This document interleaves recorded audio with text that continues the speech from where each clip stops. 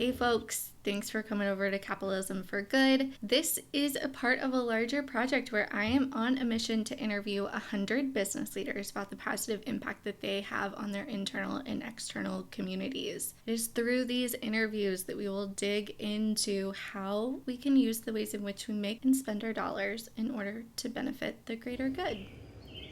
Folks, today we have Josh Daniel. He is the founder, owner, and operator of a business called TrashHelp, located in Florida in the US. And he, much like my observation about Connor Tracy, is one of these leaders who just inherently does the right thing, and that informs everything else that he does, including his business and his leadership mentality and the way he treats his clients and how he moves throughout the world. Before we started recording, he was telling me a story about giving extra food to the homeless community when he was on a softball trip with his daughter, and it just seems to be one of these things that just comes very natural to him and is something that is almost just more of an example of who he is as a person. And so therefore, he's built this business on those same principles. And it's almost like there's not a story there because it's just normal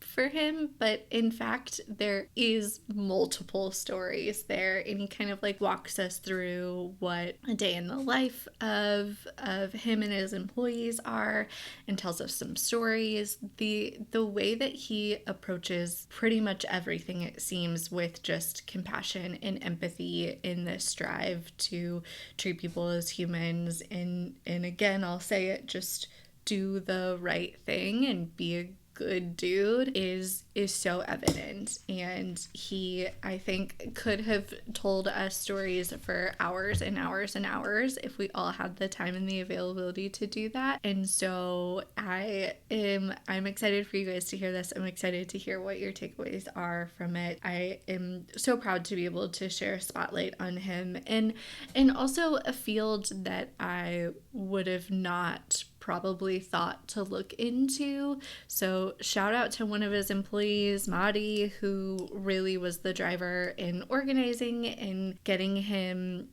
here and helping organize him from the back end. She is really wonderful, and like she again is a great example of this company that they have and the way that they interact with pretty much everyone that they come in contact with. So once again, very cool, a great role model just in general of how to be a great human being, and am excited to share this with you all. So enjoy.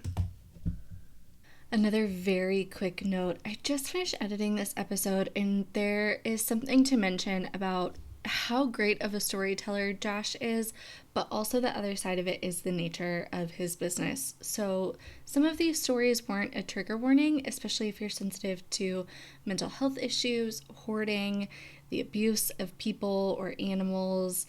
Perhaps if you have young listeners, maybe screen it first, read the transcripts, or just skip it if you need to. I promise that it's worth it. The stories might be difficult to listen to, but it also on the other side shows how difficult this kind of work can be sometimes, and both of those things can be true at the same time. So shout out to him and his team that face these kinds of tough decisions, it seems like kind of on a regular basis, and for handling them with grace and humility. That is the reason why I thought it would be really great and appropriate to highlight him here. He's a really good fit for the Capitalism for Good project, but unfortunately the other side is part of why he is a good fit for the Capitalism for Good project is because they just deal with some really tough stuff. So just take that with caution. You know yourself better than I would or anyone else would. So I left all of those stories in because I think that they are valuable, but just be aware that they are hard to hear. Jump on in. How'd you get started with this? How'd you get to where you are? So it has been a whirlwind, for sure. But so my career track has been all over the place. I originally believe it or not, wanted to be a cop. That was kind of like my ultimate goal. And I ended up working with family doing real estate. So from out of high school, 2006-ish through 2010, I worked for family, large real estate portfolio, houses, condos, apartments, duplexes, RV parks, mobile home parks, which are different, commercial real estate, whether it be industrial space or storefront space, triple net leases, modified, like everything you could think of real estate related. And I started off as the kind of maintenance management and quickly moved into like the head of the company below the owner, of course, which again was family, and just handled all things. So like the office girls were under me, the maintenance was under me. And I kind of took it under my wing as like my personal thing because it was personal to me. Like it was obviously family, you treat family right. And then ultimately I wanted my impact to be beneficial. So like, my wife, of course, at the time wasn't my wife, but hated it. She would be like, we don't need to go check on the vacant unit at 10:30 at night. You've been clocked out since 5. And I was like, oh, no, we do, because they break in and we got to go by there and check on it. Yeah. Not my stuff. I was getting paid an hourly rate that I had clocked out 4 hours prior, but it was personal. We had some misunderstandings, as most family situations do, and we decided to part ways. And it was a bad time because my kids were born June of 2010, so they would have been 6 months old right around that December time when we decided to part ways, and it was Christmas. So we had twins less than a year old. I was unemployed and trying to find something to do. Yeah. So we decided we were going to start a property management company because that's what I had been doing technically. And we've done all aspects of it. So I figured, I'd go get my LCAM and I would maybe do some real estate. And, it was figuring it out. I didn't think I was going to start as a business owner. I never thought I'd see myself being a business owner. But so, of course, the first few things were just applying to local property management companies. And I quickly realized that I'm way faster than their pace and I'm just getting stuff done way too fast. And like it was just my pace was way faster than what they were expecting it to be. So next thing you know, they started giving me multiple communities. I worked for a company for about 3 months, and within like the first month, they were like, "Oh, you should be able to, we give one property manager one community." Next thing you know, I'm handling 3, and I'm like, "Listen, you're not giving me a difference in pay, but I'm doing 3 people's job. You said that on day one."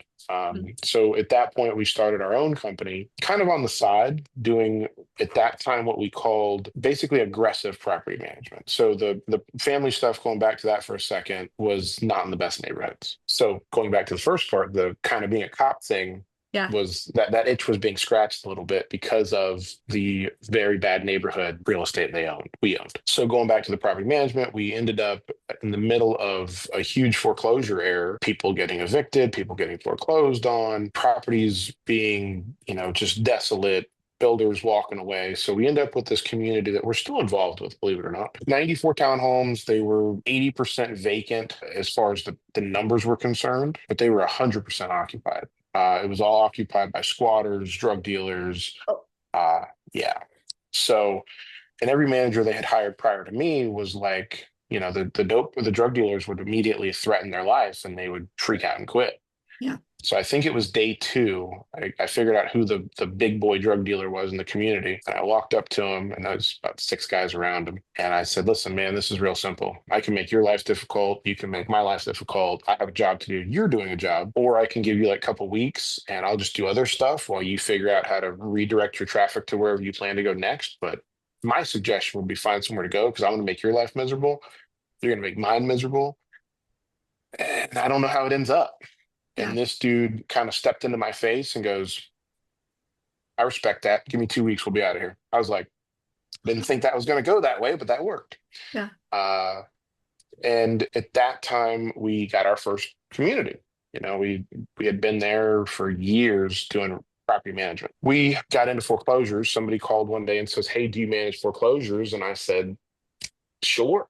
I don't know what that means, but we'll figure that out. We started managing vacant property that was being prepared to sell to end users. And that was an interesting situation because, again, I'm young. I got a young family. I'm trying to just figure it out, literally. Failure wasn't an option. And it was, hey, I'm the property manager. So now I'm like, hey, I, as property manager, need a pressure cleaning guy. Well, then I realized that my pressure cleaning guy is not very reliable. So I call 3 others and I realized reliability is not a strong suit in the pressure cleaning business. So we went and bought a pressure cleaner and we started hiring guys. Next thing you know, hey, we need a landscape crew. Buy a landscape rig and figure it out. So we became a all-in maintenance and management company. And that was closer to like the 2012. Well, we started in 11, so probably like 13. We ran that hard till probably 15. Foreclosures obviously got processed, they got sold, foreclosures didn't continue. So from there, as foreclosures went away, and foreclosures are very profitable. So like when let's just say you have a two-car driveway, you have a two-car pad in front of your house where two cars can pull up, that's about the size. The bank would pay, give or take, about $400 for that. Residentially, that's only worth about $80. But we didn't know that. We thought it was worth the 400. So when the bank stuff dried up, we tried to do residential pressure cleaning. Got laughed at a lot. And we quickly realized that we were way too expensive and our bar was different. We had been doing junk removal as one of the services we offered with the banks and demolition work. We still had the labor. Junk removal and demolition is pretty dummy proof. It's pretty easy. It's, it's like CrossFit. You just pick stuff up and put it in the truck. We cut our services down to demolition and junk removal. We were doing good with demolition. We aren't licensed contractors, so we were always working under licensed contractors and subs. But the dumpster business happened on accident. Basically, in 2017-ish, we were continuing more and more demo work, and we realized that the dumpster companies here locally couldn't keep up with us. We would take the biggest dumpster they could give us, and we'd have it full by 11 and say, hey, we've got 12 guys here. The dumpster's now full. When can you get back? And it was, let's just say it's Monday at 11 a.m. And they'd be like, oh, we can get you in by Thursday. I'm like, okay, well, that's not very productive. So we decided to go buy a small dumpster trailer and 5 dumpsters. It was just a makeshift way of being able to continue to move our volume as we needed to. It takes 6 weeks to get that trailer, those dumpsters built and delivered. And just in passing and just talking, we told a couple contractors what our plan was with these dumpsters, and they said, we deal with the same thing. What would you rent them for? I was like, oh, we're not going to rent them. They're going to be just for us. And they were like, yeah, but if you would, what would they rent for? And I'm like, I don't know. We only ordered 6. I don't want to really get into the rental business. That's not what we're trying to do. So I don't think I'm going to do it. And then, after a half a dozen guys are hounding me to give them a price, I'm like, all right, well, if I was going to do it, it would be this. So long story, a little shorter. The day those 6 dumpsters hit the ground, they were all sold out. By the second week, we ordered 10 more. Within probably a month and a half, we had 30 and could not keep up. So it's, continued. Now we're 17-ish into 18. At that time, we only offered 12s and 16s, 12 and 16 cubic yard dumpsters. And now we never wanted to compete with the big guys. We were always trying to stay in our little small niche. Like, hey, listen, you want a small dumpster? That's what we do. We can give you a 12 yard for the same or less than the big guys can give you a 10 yard. But I can't give you a 20 yard less than they can because they either own the dump or they do so much volume where they can offer those prices so cheap. So funny, my wife always tells me what I should do, and then she gets the opportunity of telling me I told you so, because I unfortunately don't listen to her as much as I probably should. So she had said years ago that we should probably get into 20s and even 30s. And I wanted my niche. I didn't want to branch out. I'm a big whatever the opposite of advocate. I hate change. I don't like change. Yeah.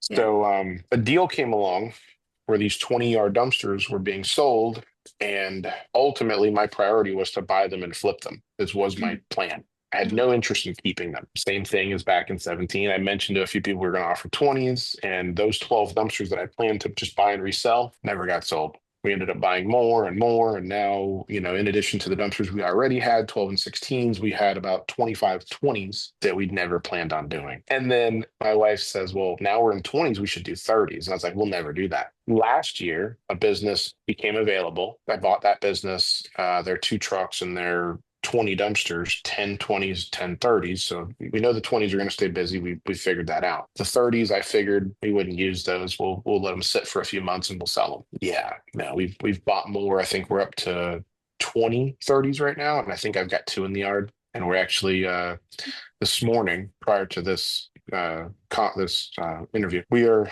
getting pricing to order 10 more. So again, if I would have listened to her, we'd probably be a little more advanced a few years prior. But I would hate to take away the her being able to tell me she told me so. So You got to give her something.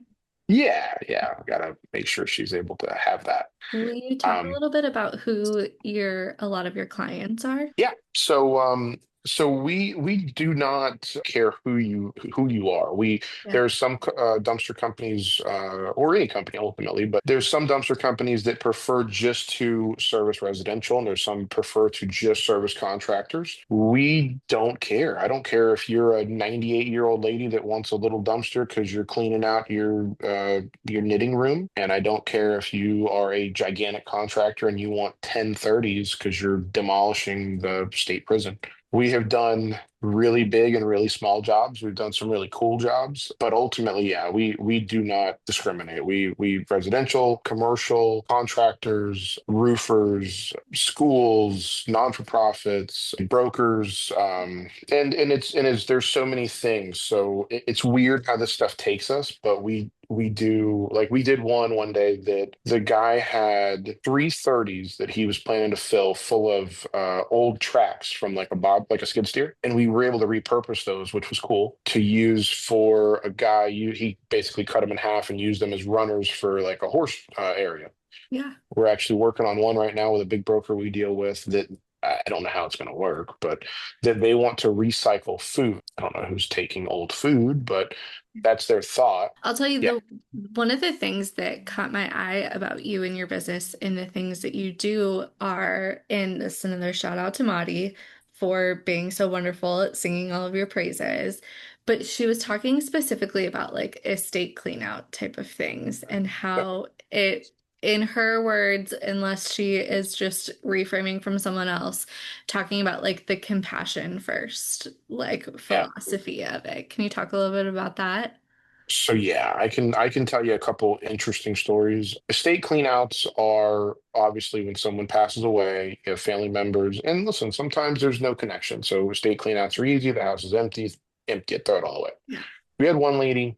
I'll always remember her. I could. Rita Whitfield was her name. She is this older lady, country accent. Anyways, called me one day, says I need a dumpster. Super talkative, super sweet lady. I probably need to call Miss Rita and make sure she's all right. I haven't talked to her in a while, and it's one of those people that I just ended up. She'll just call me, or I'll just randomly call her, and we'll just shoot the breeze for 5 minutes. And I haven't done dumpsters for her in like 2 years. Yeah. She's just super cool.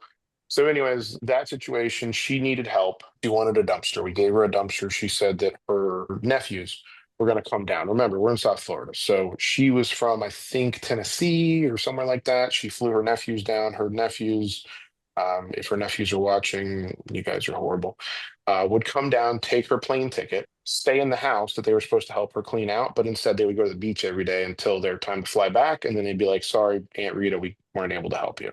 Hmm. Um, Poor Miss Rita. That was not cool. She paid up front. We picked the dumpster up 2 weeks later per our terms. And when we picked it up, it was completely empty. There was nothing in it. And I'm like, listen, I have a driver there. The dumpster's completely empty. What happened? And she's like, well, I'm not in the best health. I'm supposed to get help. This is what happened with my nephews. And, I'm just trying to figure it out. Okay, I'm gonna give you the dumpster for another 2 weeks. She's like, well, what do I owe you? I said, nothing. Don't worry about it. Let's just figure this out. I gave it to her for another 2 weeks. She said she would get help. 2 weeks goes by. I called her. She says, yeah, you can pick it up. We go there. It's completely empty. And I'm like, Miss Rita, what happened? Oh, well, my friend was going to help me, and this happened, and this happened. And then I fell ill. I had to go back to Tennessee. I said, all right, let me know when you're back. So she calls me a couple weeks later and says, I'll be back, in a month or whatever. So I said, okay, give me a day. So she tells me the day. I said, okay, we're going to drop a dumpster off. Unbeknownst to her, I said, I need you to be there personally so that way we can make sure that the dumpster goes in the right place so it's easy for you to load. I sent the dumpster and I sent 4 guys and I told them just help her out. Figure it out. Let's help her out. And at the end, she of course asked her what she owes us, and I told her her money's not good with us. You've paid for the first dumpster, the second dumpster is free. This is free. Let's just get you figured out. So we took the dumpster that day. We got her good. I think we ended up dropping it a couple days later because she needed help. She actually did fill that one too. And the whole situation was around the fact that her mother died, who was in her 90s, and Rita's in her 70s. Come to find out, Rita also is struggling with cancer treatment. So she ended up having to go back because her cancer showed back up. And she was like, I'm hoping everything comes back good. And She's like, as much of a pain in the butt as this has been with this house, I'm really hoping that this isn't the end for me and I see you. And I, I want to say 2 months went by. And I would think about her and I'd be like, man, I got to call. I'd tell my wife, I'm like, I got to call Miss Rita and see if she's okay. And just, life and get busy. And one random day I got a phone call and I didn't look down at my phone. I just grabbed the AirPod and said, this is Josh. And she says, Josh. And I do not, I'm not joking. I teared up a little bit and I was like, Miss Rita, you don't know how nice it is to hear your voice. And I think we did one more dumpster, and she had made plans to get the rest of the house cleaned out, and we were basically on the back side of that. And so that was a cool one. I probably have three. That one was an estate clean out. To answer the question, estate clean outs have to be as compassionate as possible because you don't know who's going through what, who's upset that the person who passed away is no longer here. You don't want to grab a vase and throw it in the truck from 20 feet away and it bounce off the truck and land in the driveway and you find out that's somebody's ashes or something. Like that's not good. So you have hoarder situations. Hoarder situations are similar compassion, very different. It's a mental health issue. A lot more people than you would think deal with it. We're dealing with one right now. Maudie was very helpful in that when she answered. She took that phone call. The young lady spent, from what I understand, a better part of an hour on the phone with her. I was actually out of town on vacation with the family, and she calls me. I'm walking around Universal after just riding a roller coaster. I don't do roller coasters, so I was probably about half nauseous and regretting my life. But she tells me the situation. I end up calling the young lady, explain, how we can help, what we can do. She has a dumpster now and is working through. The conversation was of that. She had basically realized that she has a mental health issue. And she's also realized that the clutter and the hoarding that she has is leading to depression. It's, there's health issues, as far as like mold, mildew, Yeah. dust, things like that. So, I mean, I could tell stories for days about this, but we've had two that are probably the worst. We had one, it was one of the buried alive situations. If you ever seen those where these people are, 500-600 pounds or more. The guy had gotten himself so big that when he fell in his house, the fire department had to cut a concrete wall out Oh and no. crane him out of the home. And when I mean, I'm wider than probably the average, but all of my guys, even my little skinny guy that was there that day, we all had to walk sideways through this house. And you can tell it's mental health issues because you like walk in and, there's 7,500 pizza boxes over here. And then there's 200 big gulp cups over there. Yeah. And it's just like the weirdest stuff. Like it's almost like it looks like an escape room or something. It's weird. So we dealt with that guy. That was actually early on in our career. It was on the news, and at that time we only had I think one truck and a couple employees, and we just it was one of those things. There was a news coverage on it because somebody called the news. The guy says, "Why are you guys here? To help." And I said, "Well, to put it as simple as possible, feel the need to help. I've always felt the need to help.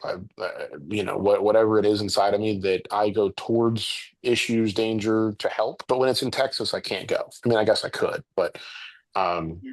but when it's close to home." It's a lot easier. There's a lot less excuses why you can't help when it's 5 minutes, 10 minutes, 20 minutes down the street. Yeah. So we would get involved. That guy, we actually did probably a dozen loads, and it didn't even make a dent. Didn't charge him. It should have been $7,000-8,000 in work that we didn't charge for. But again, mental instability. 2 days later, he called the police and told us that everything we had done was not asked for. We stole all his stuff, and he wants it back. And of course, that truck was just going back and forth to the dump, so that stuff was gone. But there was nothing of value. Anything that we threw away was trash, and like we put everything of value to the side. Yeah. And contrary to what he said, he actually texted us asking for us to do it, thanking us so much for being willing to do it, thanking us along the way, thanking us again when we were done. And then there was a whole pile of text messages back and forth of me being like, "Hey, I just found your gold watch. It's going to be over here. Hey, I just found your gun. It's going to be over there." So like that we were obviously covered in what we did, and we did absolutely nothing wrong. And it sucks because we were there to help.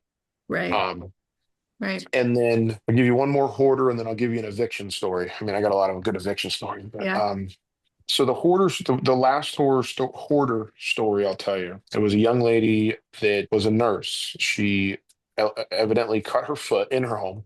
Her foot got infected, and she ended up with gangrene and ultimately having to have her foot amputated. Her sisters, her friends, who all live local, had no clue how her house was inside. And when they called us and asked us to help, they had told us like it was so weird. We never realized. And now playing it back in our heads, like we would go to lunch with her a couple times a week, but she would never let us in the house. She would always meet us in the driveway or meet us at the restaurant, never let us in the house. And I guess they all started kind of talking and saying like, hey, when's the last time you were in her house? And it had been years. So this lady lived in a 2-bedroom townhouse, downstairs, kitchen, living room to the right, and then like a kitchen, dining room to the left. Yeah. When you walked in on the right, there was a baby gate. And on the inside of the baby gate would have been that living room. The living room's completely empty. Yeah. And she would use the living room to set her dog in to do his business and then pick him back up and say, okay, let's go. So that room was an indoor pee and poop pad. Yeah. That never got cleaned up. Looked like a poopapalooza. And then on the left side was her living room, couch, and she had 2 really big macaws, a blue macaw and a red macaw. Yeah. The macaws were bald, and I had never seen a bald macaw. And I actually asked one of the ladies that was there. I said, "What's the story with these birds? I've never seen bald birds. Like, why would that be like that?" So the roaches were eating the birds' feet, from what they say, and the birds get so stressed out from it that they can't sleep. Their feathers all fall off. So we actually were able to help donate the birds to an aviary that's out here by us. Those birds are now beautiful, grew their feathers back and happy as can be.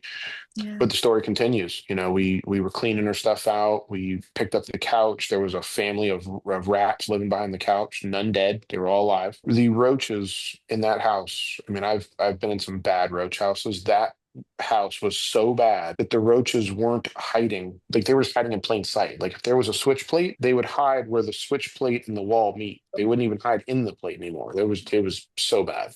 I'll leave you with that hoarder story. That was my last hoarder story. The compassion, the worst one we had was an eviction by far. So a lot of times in the foreclosures and eviction process, they've lost contact and communication with the occupant. And in this situation, it was a very large investor that we have dealt with for years. He's a big investor. I want to say he's in Utah now also, but he's definitely a big investor here. We show up to this house like we always do. We knock on the door with the sheriff's office. The sheriff's office's job is to basically serve the writ of possession and say, hey, Josh and his team now has possession of this home.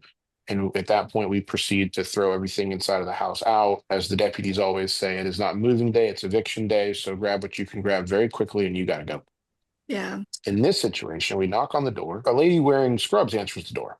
And I didn't think nothing of it. I figured she was just getting ready to go to work. And we caught her just before work, which is personally, I prefer that because we've caught too many homes where we've gone in and the people are at work because they didn't take the eviction notice seriously or whatever. And then they come home to all their stuff out on the curb and the locks changed. Yeah. So this situation, the representative for the landlord was trying to make a name for himself. He had only been with the landlord for maybe 2 weeks. I'm the representative of the landlord until I finish my job. We find out this home has been used as a rehab for elderly people. Mm-hmm.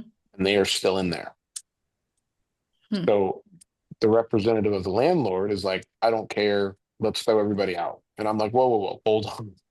We are not doing that. Let's go walk in and see what's going on. We walk in, and there's about 10 people, 80 plus years old. I would say half of them are bedridden, dementia patients. I mean, like we walked in with the deputy and the lady starts asking us which department we're with. And she used to be a dispatcher for, you know, Redmond City or whatever, where she lived 50 years ago. And we ended up making the landlord's representative leave the property because he was persistent on throwing these people out. And I said, you're out of your mind. We're not doing that. It was 8 a.m. I think we waited till 4:30 to touch or remove anything because that was when the last patient finally got transported. And it was bad. Along the way, we had, you know, we're sitting there and I'm like, close the door. We're not evicting anybody.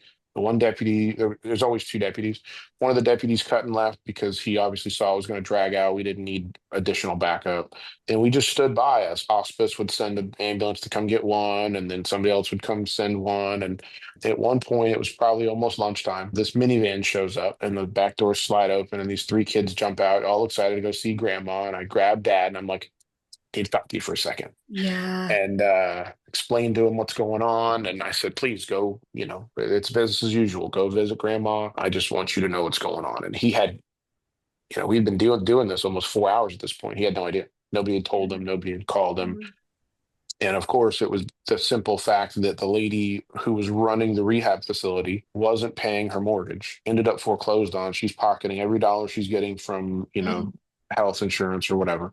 Ended up in foreclosure, ended up with this guy. And, at the end of the day, he's just a businessman. So he wants his property vacant yeah. and be able to resell it as quickly as possible.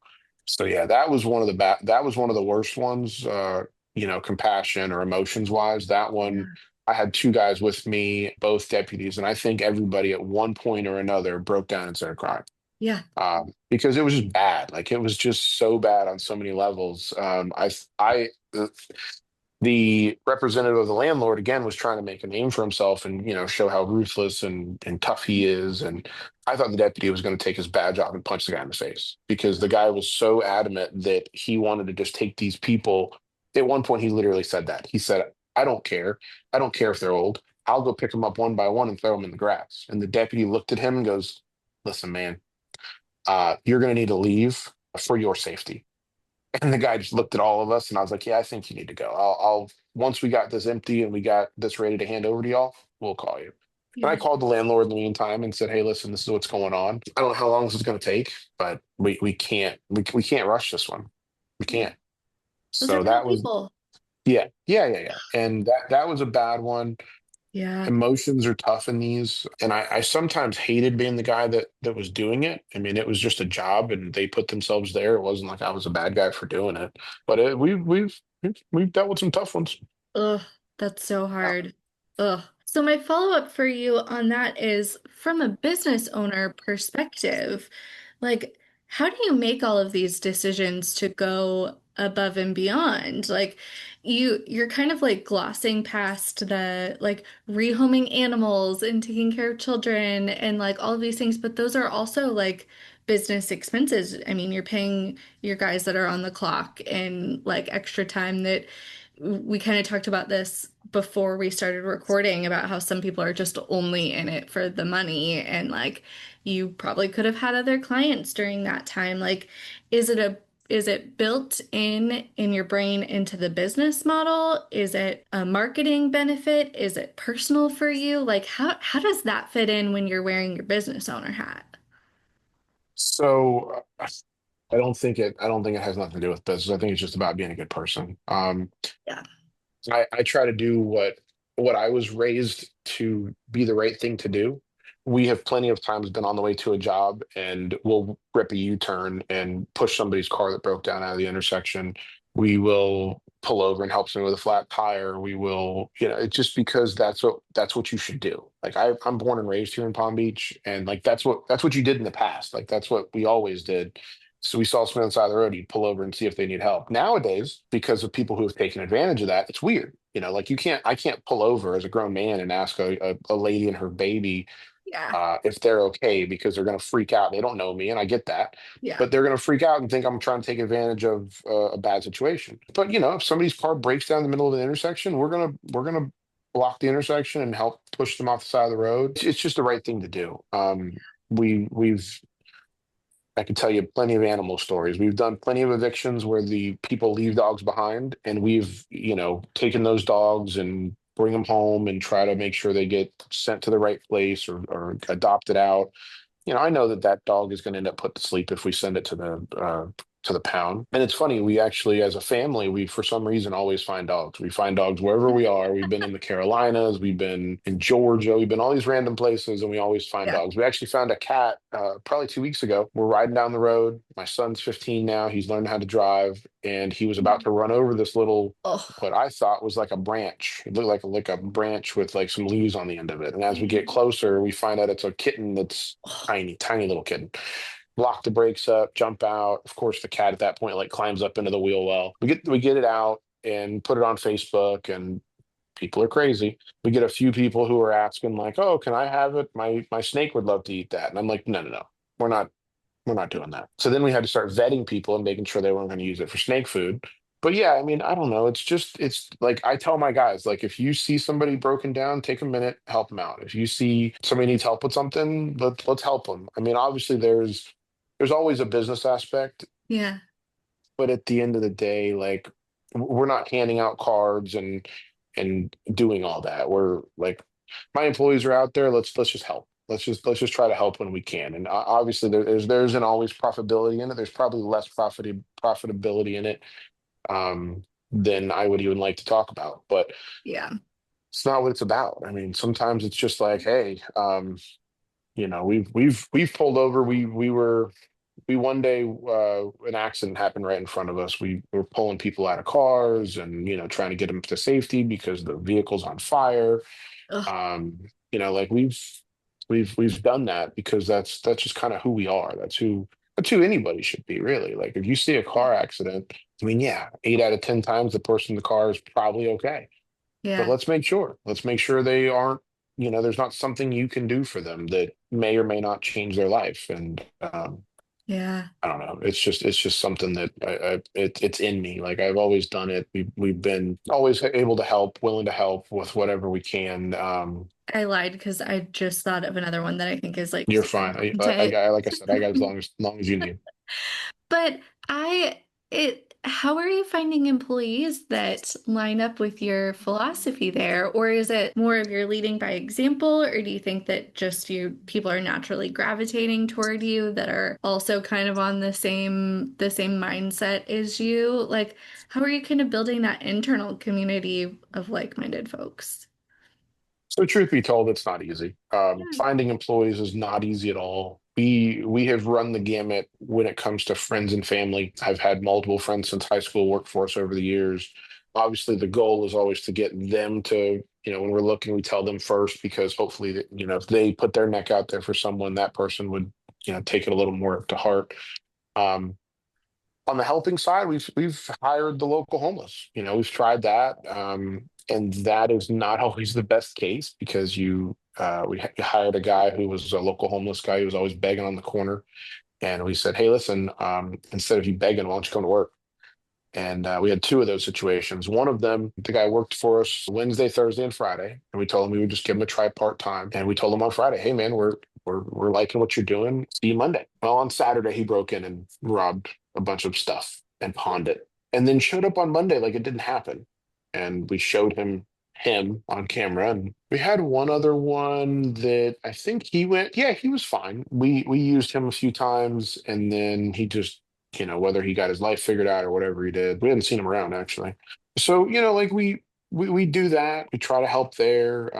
We try to give people opportunities. Sometimes it's being business minded in the world. So like sometimes I'll be at a restaurant and I'm like, man, this guy's really attentive. And he looks good and he's dressed nice and he has a good conversation about him. I wonder if he wants a job. So, I hand him a card and be like, hey man, I don't know if you'd be interested in a different opportunity, but I'd love to talk to you. And sometimes it works, sometimes it doesn't. It definitely is hard.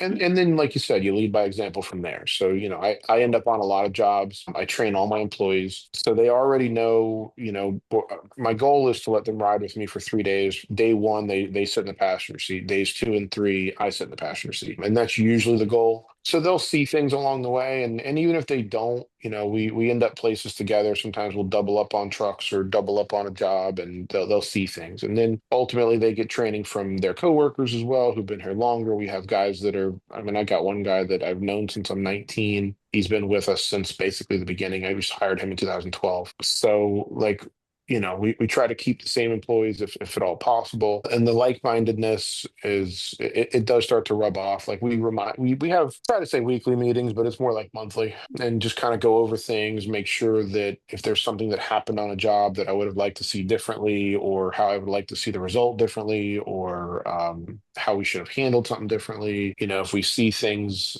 just in the world that we're seeing that we would like to see something change about our process. And then ultimately the leading by example part, one of the things we always run is there's nothing. I tell everybody, like, we do some stuff that is either hard work or gross or both. Yeah. And I tell them there's not a single thing I would ever ask you to do that I not only wouldn't do, but I probably have already done. And so I know they get frustrated when there's something I ask them to do that's either gross or hard work or both, but I reassure them that it's nothing that I haven't either done or wouldn't do if I was there. So Yeah. that's a big piece. Like I don't love people who sit behind the desk and just bark at people. I actually hate being behind the desk. I'd rather be a driver. So yeah, I think leading by example is huge, and it rubs off on the guys. The guys see that we hand out. We have all kinds of little merchandise and things we hand out. They look like business cards, but they're bottle openers. We have air fresheners, just little silly stuff we hand out, and Yeah. it becomes fun. Like we start making jokes about it, and like I was at the red light the other day, and the guy next to me, I told him roll his window down, and he's like, "What?" And I said, "Your truck stinks." He's like, "What?" And I tossed him an air freshener, and he's like, "Man, this thing smells good. Thanks, bro." And I was like, "And my info's on there if you ever need a dumpster." And he was like a local roofer, so we do silly stuff like that just to stick in people's minds, hopefully. And the guys have that opportunity because they have air fresheners, the bottle openers. What else do we have? We have obviously flyers. We have a bunch of silly stuff, pens that they have on the trucks that they can hand out too. So they enjoy it because they'll come back and tell me the joke of what they did, or they told the guy's truck stinks like I do, or whatever. Um, so it's Yeah. a fun time to say the least. I love that so much. In thinking about that kind of mentality and philosophy, when you're moving throughout the world, my last question for everyone is who's another business or leader that you see out there in the world that are doing things the right way? And it can be anyone from an old boss, a coworker, a client, someone you're a customer of, absolutely anyone that you think like, man, they've got it right and they deserve a shout out. So the list is way longer on the Mhm. Of opposite. I'm sure you know. course. Um, Yeah, I've actually, just to quickly touch on that, I've learned a lot of what not to do Mm, from people, and it's molded us to who we are and who we've become. There's a handful, and I obviously being put on the spot slightly, but not in my industry. Jeremy Philbeck is a guy that I like. He's a local guy. He does septic, and he's got a good philosophy. So septic is one of those businesses. You could tell someone, "Hey, your septic system is bad, and it's going to cost you 10 grand." And you for sure as a female, but even then, I don't know. I don't know about septic, and I don't want to yeah. really go climb into a tank that's full of, Yeah. Not going yeah, to do it on my own. right. So that being said, Jeremy is super honest, and I like that about him. He's in a business it's similar to a mechanic. Like if somebody said, "Hey, your car needs 10 grand in work," and all he did was fix a $3 fuse, you know no better, and there's nothing you can do. It's very similar in septic, probably worse because there's not as many people that do it, and it's a crappy line of work, unintended. That being said, he's always been honest with me. He actually is we're counterpart companies, I guess. He uses us for dumpsters a lot. I use him at the house for septic. So he's very honest. A buddy of mine is not in the best of health, and he ended up calling his preferred septic company, and they told him it was going to cost $15,000 for a new drain field and septic tank and all this stuff. So my buddy calls me and says, "Hey, I know you know everybody. Do you know anybody in the septic world?" And I'm like, "Yeah, Jeremy. Why? What's up?" And he's like, "Oh, well, the guy we use told us $15,000." He's like, "Dude, I can't afford that. Like, I'd probably lean towards selling this house before being able to pay for that or refinance it. I don't know. I don't know how I'm going to pay for that." So I said, "Call Jeremy. He'll take care of you." I said, "And if it is 15, it might only cost 12 from him or 10, Yeah. but call Jeremy." So Jeremy goes out and looks at the system, looks at the issues, knocks on the door about an hour later and says, "Hey, it's fixed." And my buddy heart drops. He's like, "Oh my God, this guy just did $10,000 in work and I don't have any way to pay him. Like, I don't, oh my God." Yeah. And, he says, "Hey, what does it cost?" And Jeremy, not thinking about it, was like, "I'll bill you. I'll just send you a bill. We'll figure it out." So my buddy calls me immediately and is like, "Hey, I don't know what this guy's about to charge me. Yeah. Um, I'm like literally freaking out right now because I have no idea what he did, Yeah. and I have no idea." And so I called Jeremy and I said, "Hey man, what did you do? What is it going to cost?" Omar's freaking out a little bit. He's like, "Oh, it was 275." said, $275? He's like, yeah. I was like, what was it? He was like, it's the pipe. The pitch was wrong. I fixed it. It should be fine. If it's not, let me know. I'll come back out. I'll fix it a little more. He's like, I won't even charge him to come back again. I just fixed it the best I could because I was kind of in a rush. And I said, oh man, like that's awesome. Because he was like losing sleep over having to put 15 grand out. And Jeremy further said, listen, if in fact it had to happen, it wouldn't be 15 grand. It'd be like 9,500. And I was like, okay, well, that's better. Yeah. And he's like, and listen, like also just to be clear, it's not because it's your friend, it's how I do things. If the 275 repair didn't work, I would apply the 275 toward the 9,500. And I'm like, tell me more. So I ended up talking to him one day. And what he'll do is if he says, hey, I think I can fix it, and Yeah. it'll be 2 grand. And if I can't fix it, it'll be 9,500. Obviously you're going to try the 2 grand because why wouldn't you, hoping to save the other 7,500. What he doesn't tell you is if the 2 grand doesn't work, Yeah. you only owe him the difference of 9,500. He Yeah. doesn't take the 2 grand. And he says within a year, if within a year I can't fix that, and it work, then I'll apply the 2 grand, for example, to the difference. And I'm like, man, that's very solid of you because most people would take that 2 grand and be like, yep, I told you it was 9,500. Also, it's been 6 months, prices went up. Now it's 12 grand. Hmm. Like that's not the norm. And in his business, again, like getting a second opinion is everybody stays within reason as far as pricing is concerned, near each other. And he's in a business to where nobody's going to argue. Nobody's going to say, hey man, like I'll just do it myself. That's Right. that's not it's not normal. Again, what the car example is, you could go on YouTube and almost figure it out. With Hmm. septic, not so much. You Yeah. need a vac truck. You need a lot of things. So I like Jeremy a lot for what he does. He's local. He's very successful. He's 3 generations in on septic. Yeah. He's a good dude. So I would say Jeremy. I'm sure I'm missing some other people. I apologize for not mentioning you, but Jeremy has his stuff together. Yeah, shout out Jeremy. And shout Yeah. out to you. This has been so wonderful. And thank you so much. I wish you all of the best. I love all of the stories that you're sharing. And I think from what I've known from this 1 hour with you is just like the way that you lead. It's almost like it's inherent to you. Like you're not even thinking about it. You're just like, you got to do the right thing. And I think that that is such a good example for folks, whether it's like within business or just being a human out in the world. Yeah, so with how we started, I guess I probably should have mentioned it, but how we started with what we were doing and then proceeding into dumpsters. Dumpsters, once we accidentally fell into dumpsters, I urge you, it's actually comical, to call your just local dumpster company. I would say 8 out of 10 are going to sound annoyed that you called them, which is really weird. And they're just going to try to rush you off the phone and tell you tell us what you want, tell us where you want it. And if you don't know, and you're not quite sure and you've never rented a dumpster, they don't have time for you. We did that different. We make sure that we are a one-stop shop, whether you're a contractor that's a quick, hey Josh, 123 Happy Street, I need another 20, talk to you later. Or whether you are completely unaware of how dumpsters are measured, what they cost, what it takes, what happens, where it's going. And what's really funny is the most profitable guys are those contractors that don't have time to sit there and talk to me. They just want to get a dumpster picked up and returned or a dumpster delivered or a dumpster whatever. The time we spend is honestly on the least profitable clients,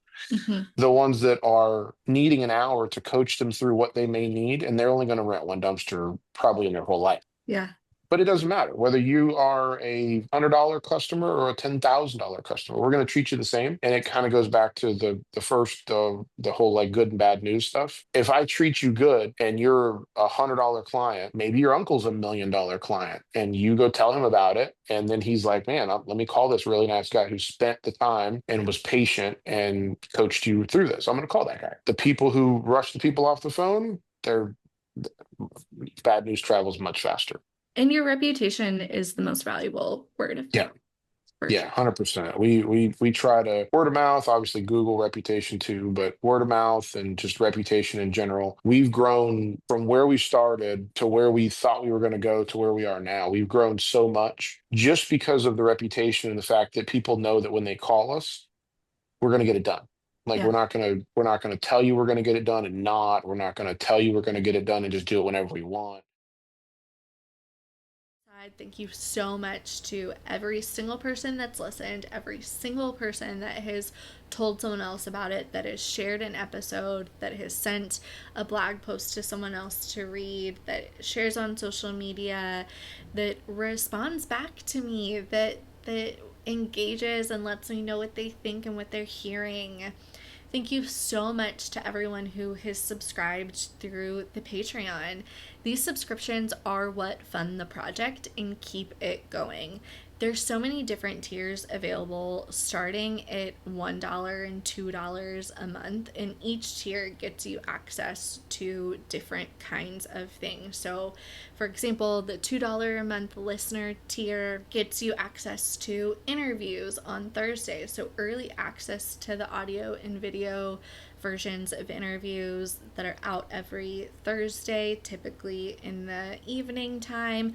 Your $3 a month member tier adds on these weekly between the interview series on Mondays. That's what I gave a little sneak peek. There are some early examples of those between the interviews that were posted on the main feed, so that folks could kind of get a lay of the land and what's behind the motivation for this project. Those reflection episodes are still going every Monday, and the folks in that member tier are still have access to those things. The VIP tier has access to merch. I really do my best to give back to those that are joining. So check the show notes for the link to the Patreon. There's a lot there if you're interested in any of the behind the scenes of like how this project gets made from the back end. Like if you are someone who is interested in starting anything that looks similar to this, whatever your topic is, like I am really